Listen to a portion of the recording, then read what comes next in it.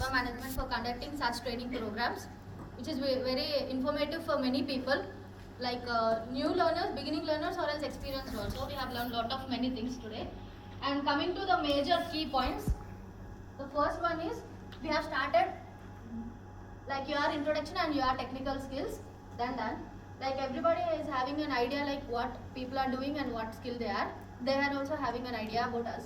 And next we have started with this McKinsey. Sorry if I spell this company wrong. McKinsey. They have conducted a survey, and the summary of their survey is this one, where we are affecting the major things, which is cost overrun, time overrun, and productivity.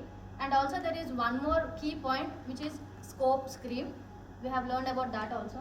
And then after that, we have come to this, we have compared our sector to the remaining sector, competitive sectors, and like we have got a clear idea that how which is differing from the productivity and the update and the advanced techniques which they are using, what we are using. Like we have got a clear differentiation from what procedure is going from like 90s, early 90s to now, like around 60 to 70 years. And then coming to this,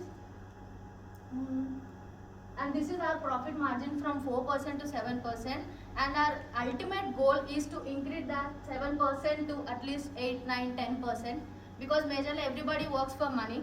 So our major goal is to increase the profits. And next coming, and last but not least, we have learned about this project management triangle also, where these are the major factors which commonly work: time, cost, quality, scope. If anything is increased, vice versa, everything will be decreased, remaining part. So to have a smooth flow of construction, execution, design, everything, we need to balance this table, what I feel.